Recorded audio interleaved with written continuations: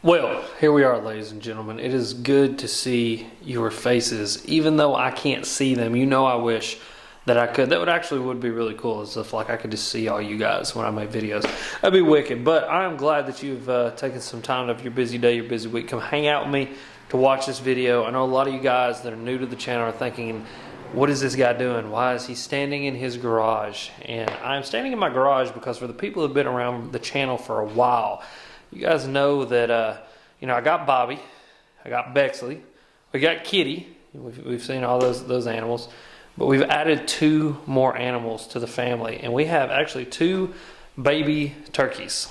These are our 2 baby turkeys.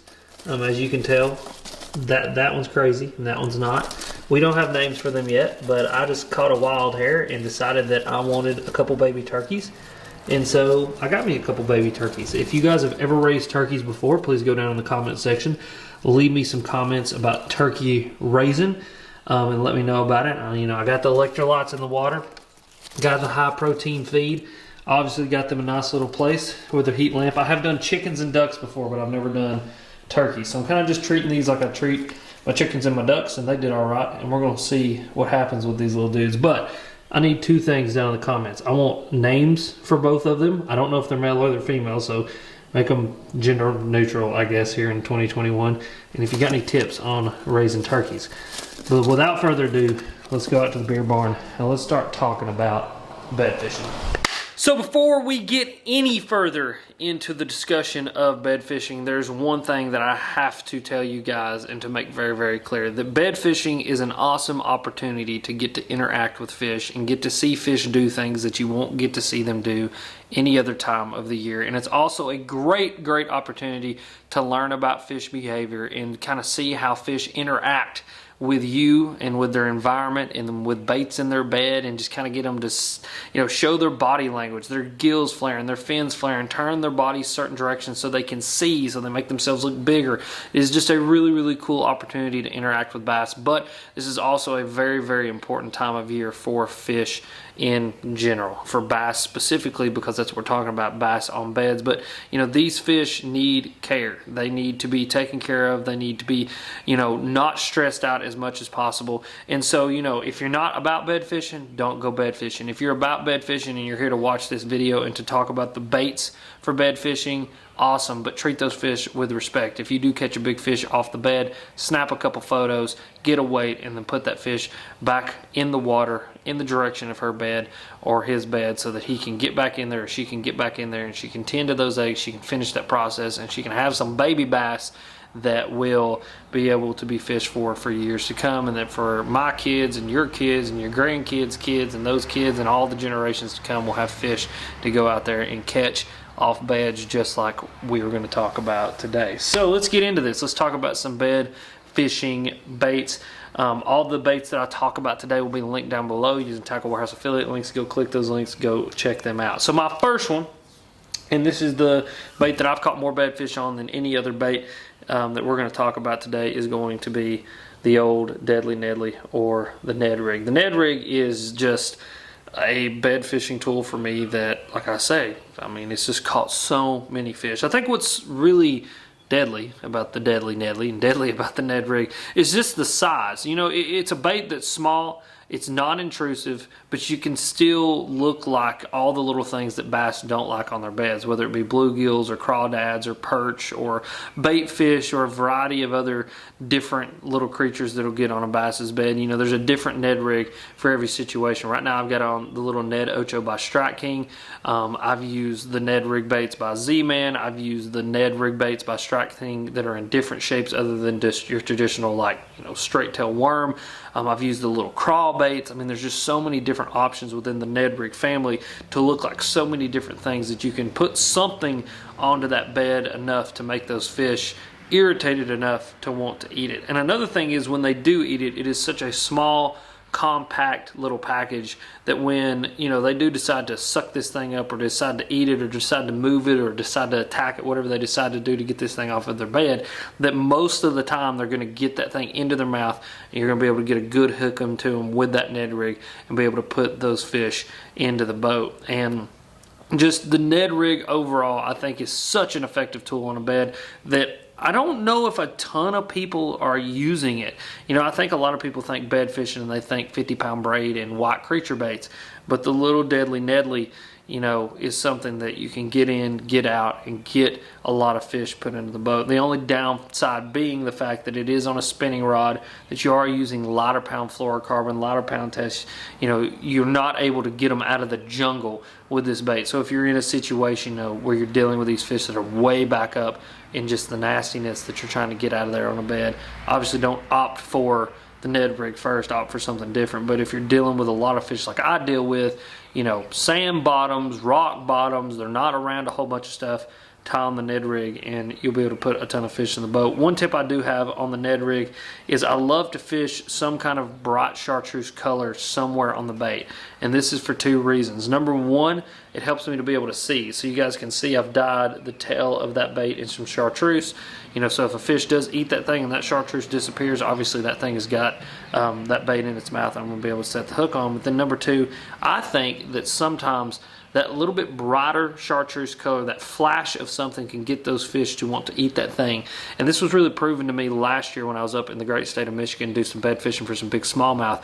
We were fishing chartreuse Ned heads, and if we didn't have the chartreuse Ned head on there, those fish would not eat it. It was really one of the craziest things that I've ever seen. There was a lot of weird things about that bed fishing experience, but one of those being if it didn't have the chartreuse Ned head, that those fish wouldn't eat it. They wanted that chartreuse. And so having a little bit of something bright or flashy on there, you know, something that just kind of helps it stand out against the bottom, makes it look like a bluegill, or makes it look like some of the bait fish that are on those beds eating those things, but also just giving it a little bit of flash, I think can really, really be effective in putting fish into the boat. And then I just throw that on a standard spinning setup. This is a 7'1" loose TP1X. It's a medium fast action rod. I got that on with a Lew's Mock Smash spinning reel, 20-pound braid to a 10-pound fluorocarbon leader, and just your standard spinning setup with that little Ned head. Variety of different head sizes. My biggest one's 3/16. That's what I use for almost every single Ned head application. And so I don't really vary much when I go to start bed fishing, so I just run that 3/16 Ned head on there, and it puts a lot of big fish in the boat. The next one is going to be another spinning rod setup, and this is going to be one that I've found when I can't see the fish on the beds, but I know that I'm target casting to areas where bed fish should be, and still be able to get a bite, and that is going to be the Wacky Rig. Man, the Wacky Rig for me, again, a very, very effective tool, and next to the Ned Rig is probably the second most effective bait for me when it comes to bed fishing. Again, all over the country, from up north to down south to even way down south. You know, when I took this thing down to southern Alabama, almost near the beach, near the ocean, fishing some freshwater lakes down there, this little bitty bait caught a ton of fish. And again, it's for those areas that I know bed fish should be, but I can't see them. There's something about a bait hanging in those fish's face that just absolutely drives them crazy. And I kind of discovered that with the Ned Rig as well. Gliding a Ned Rig, really crazy technique that we'll talk about later. But something that hangs in those fish's face, a lot of the times when they're on the bed, they just cannot stand it. And this little Wacky Rig, being totally weightless, you know, it just shimmies down through the water column, really hanging in those fish's face, and you can get them to bite. But again, kind of in those areas where I can't see what's going on, whether it be a little bit dirtier water, whether the light's not right, whether I can't get up into an area, whether they be up under docks or whatever it is, I like to target cast with this bait and hit those areas where those fish should be. Great example the other day, we were out doing some filming with monster bass, so unfortunately didn't get this fish catch on footage because I didn't have the GoPro on. I had a cameraman in the boat with me. I went up into an area and I knew there was a bunch of laydowns and logs and stumps up in this area that I could see the stumps, but I couldn't really see the fish. And I was taking this little Wacky Rig and just target casting at those areas, knowing those fish should be there. And then I would do the same thing with docks. Again, last year when I got back from Michigan, there was still some bedding fish using docks as bedding areas, and I just was hitting those targets, target casting with those things, almost treating it like a flipping bait, and just letting it go in there and just let her fall to the bottom. And usually if there's a fish within the area, before this thing ever hits the bottom, there will be a fish roll up and suck that thing in and have them a nice little Wacky Rig. This time of year, you know, overall, I'm going to use some dark baits. This is just a straight black. This is a Berkley General, actually a Max Scent General. It's one of my favorite ones to use. A little bit saltier, a little bit heavier, falls really, really quick. I also got that Max Scent on there that really helps those fish to bite. But just a general dark kind of color. I found darker colors do better for some reason this time of year. I really don't know what it is. I don't know if it's just because the water's a little bit dingier in some cases, but even in super clear water situations, just a straight black or a black and blue or even a June bug seems to be the best tool for me to put a lot of those fish into the boat. And then I got that hook right there. That's a very special hook. I'll have it linked down below if you've not checked it out. It's an Owner Nico Sniper hook, and it's a Nico Rig hook, but Mr. Ben Nowak turned me onto it. And I started Wacky Rigging with that thing, and it honestly changed Wacky Rig fishing for me. It put a lot more fish in the boat, kept a lot more fish pinned, and it's turned a Wacky Rig into a tool that I use all the time and always have tied on to put fish in the boat. And then again, just your standard spinning setup. The only difference between this one and that one is I've got the vermilion red braid on instead of the yellow, and I've got the loose KVD spinning reel on here. But same pound test leader material, same rod, and everything like that. Just a super, super effective tool. You know, when you can see them, throw the Ned Rig. When you can't see them, and you just kind of target casting to areas where bedfish should be, pick up the Wacky Rig, and you would be surprised what will happen. Now we're going to start kind of shifting into the more untraditional styles of baits, the ones that not a lot of people think about, but again, put fish into the boat. So number one is going to be a swim jig. Now a swim jig in particular, and in particular this particular swim jig being the Beast Coast Gorilla Swim Jig in white. I like white the best because again you can see it. But the reason I pick a swim jig over any other jig is because I have the ability to swim it. And so what I like to do this time of year is pick up a swim jig and just start kind of casting into areas where bedfish should be. And a lot of the times with the swim jig, it will draw fish off of their beds and they'll follow this thing, giving you an indication of where they're at. And so if you're having trouble finding bedfish, these next two baits that we're going to talk about are going to help you to find those bedfish and then be able to slow down and maybe throw one of these other tools to put them into the boat, and or throw this tool right here to put them in the boat. And so I like to go into areas and I like to just kind of cast and draw those fish out. But once I've got them drawn out, I can go back in there and I can use this kind of as a hybrid flipping / swimming jig to flip this thing into areas and have a big bulky profile on the bed. And what I've found from bed fishing, especially for largemouth, is they can be finicky little buttholes. They do not want to eat things, that is for sure. And so you got to kind of play them.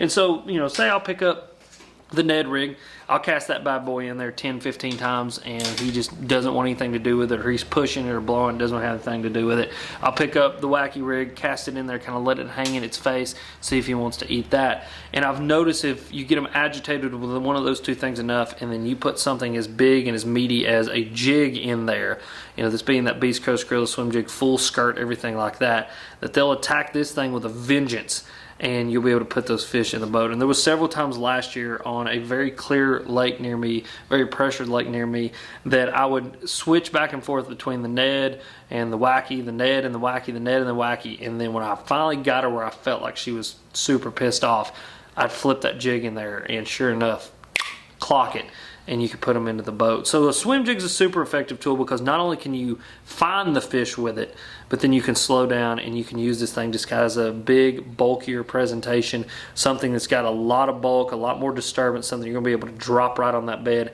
and get those fish to just get really pissed at it and then get them into the boat. And again, just like I said earlier, there are going to be situations where, you know, the Ned Rig and the Wacky Rig aren't going to work because of just the kind of cover that they're in. And so that's where I run the swim jig, 20-pound fluorocarbon, got that big Gamakatsu hook in there.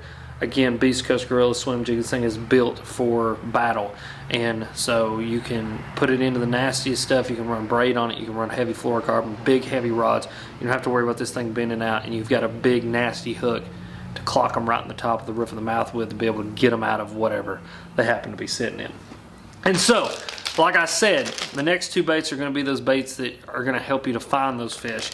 And one that helps me to definitely find fish and get them to eat is going to be the Weightless Worm, and a Weightless Worm in a crazy color like bubblegum and or methylate. Those are the two favorites that I throw this time of year, and you guys have seen some content already around the methylate worm and fishing the methylate worm on those super clear lakes where those fish will come out of nowhere and absolutely annihilate this thing. And when those bass kind of get in that grumpy, you know, almost bedding to bedding mood, having a pink bubblegum or orange methylate weightless worm can be a super effective tool. These are obviously just Zoom standard 6-inch worms. I like to throw like a little 3/0 or even a 2/0 EWG style hook on them. Again, I'll link all this stuff down below so you guys can go check out. I'll link some of my favorite hooks that I like to use. Throwing it again on the same spinning setup and just fan casting through those areas where I think bedding fish should be. You know, the backs of those pockets, the backs of those spawning flats, those areas where those fish are able to move up and start making beds. And what's really cool about this thing is it's dang near weedless, and so you can put it in the very back of a bunch of stuff and then be able to fish it all the way out. And you would be amazed how fish on beds will react to this thing when they won't react to anything else. And you can put baits right on their bed and fish it right in the middle of their stuff and get it right on the sweet spot and they won't eat it. But if you glide this little pink worm by their face, they just completely come unloaded on it and want to eat it. So very cool, effective bait, very fun bite because it is so visual. You know, bed fishing's fun because it's visual, but this is definitely visual. It's kind of got that frog-esque kind of feeling because you'll just be darting this thing along and then all of a sudden big black object will come up behind it and it will just disappear and you can jack their face with it. And I actually think, if I'm not mistaken, the Bassmaster Open on Douglas was won with a little pink worm just like this. Just a few weeks ago, a guy was fishing for some spawning and grumpy pre-spawn fish that did not want to bite, and he was able to put them into the boat. And this is also a bait that, kind of like that Wacky Rig, will hang in those fish's face. You can cast it onto the bed, let it sink onto the bed. And I've seen times when the Wacky Rig and the Ned won't work, or even the jig won't work, that you can sink a very bright color worm onto the bed and they will eat it. And it being such a bright color, obviously you'll be able to see it when they do eat it, and so you'll be able to get those fish in the boat, bank, kayak, or whatever. Now this last one is probably going to be the most untraditional bed fishing bait that a lot of people overlook, but I have found, especially when you are getting into that kind of late bed fishing season, when those fish are kind of starting to go post spawn, when they're starting to kind of move off the fry, and even sometimes right smack dab in the middle of bed fishing season too, when you've got just weird fish that are just kind of being grumpy, you can pick up a frog. Yeah, I said a frog, and you can put some fish into the boat. It is a crazy fun bite, because I've seen many times when I'll see fish sitting on beds, and this was kind of accidentally discovered for me. This was a bite that I didn't go out with the intentions of catching them off beds with a frog, but I saw a fish on a bed and I had a frog in my hand, and so I just casted that frog over there and just started walking it right over the bed. And I think that's the most important part, is you got to walk it over the bed. And so learning to walk the frog is pivotal for this, and it's something that I have done for the past few years that I focus on and use a lot, is walking a frog in open water. But there's nothing much that can walk the dog like a frog. You know, you can really make that thing just sit there and almost turn complete 180s and not move forward at all. And that's what I did. I cast it up into this area and saw this, what ended up being an almost 4-pound fish, and just walked it right over her head very slowly, making those almost 180-degree turns. And she finally just had enough of it, eased right up there and sucked that thing under and put that fish in the boat. And I thought, man, I will never do that again. You know, it's a one-time deal. And ended up doing it several more times that day. Kind of started to repeat the process, looking for those bedding fish in different areas. Did it on several different lakes. Took the technique up north and tried it up north. Did well up north on it. And it kind of solidified to me that it is a technique for putting especially bigger bed fish into the boat. And that kind of is the deal. I think when you find those bigger fish that are super grumpy, that don't want to play, throwing the frog can be the tool to put those fish into the boat. Now, both of these are Spro Bronzeye 65 frogs. It's my favorite frog to throw. I throw a variety of different colors. If the water's a little bit dingy and it's really sunny outside, I'm going to throw something with that black base, something's going to give a good profile. And then if I'm dealing with clearer water and or fish, you know, where it's kind of cloudy outside, kind of overcast, I'll have that white base, that white profile. And you know, if you have one of those two or both of those, super effective tool for putting big bedfish in the boat. It's a crazy bite. It is something that I never thought would work, but it was just an experiment that paid off and ended up being something that puts dang on big fish into the boat for me. But as always, guys, thank you for watching. Questions or comments, you know where to go leave them. Also, make sure, go help me name my turkeys. The turkeys are going to be part of the videos from now on. It's pretty funny. I never thought I would have turkeys, but we've got turkeys. Also, go down in the description, use the links to check out all the stuff that I talked about on Tackle Warehouse down below. And as always, you guys are sweet, and thank you for watching.